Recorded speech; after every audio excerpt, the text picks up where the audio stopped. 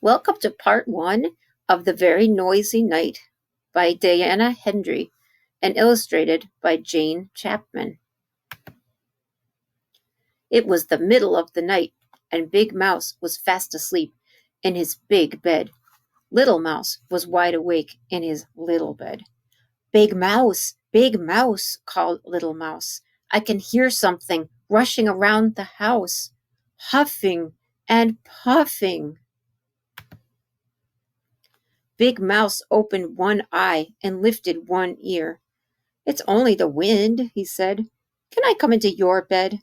Asked Little Mouse. No, said Big Mouse, there isn't room. And he turned over and went back to sleep.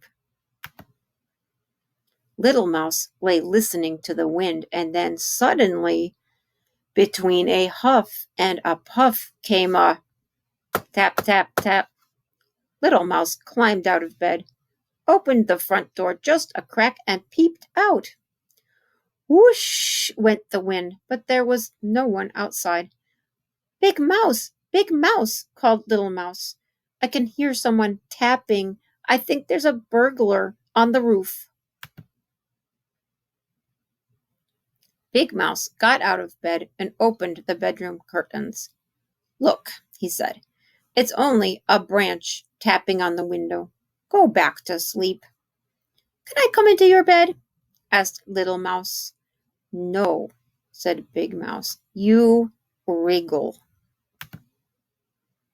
Little Mouse lay in his own bed and listened to the wind huffing and puffing, and the branch tapping, and someone calling, hoo-hoo, hoo-hoo. Little Mouse climbed out of bed again. This time he looked under it. Then he looked in the wardrobe, and feeling very frightened, he yelled, Big Mouse, I think there's a ghost in the room, and it's looking for someone. It keeps calling, who, who, who, who. Big Mouse sighed, sat up, and listened. It's only an owl, he said. It stays up all night just like you. Can I come into your bed? Asked Little Mouse.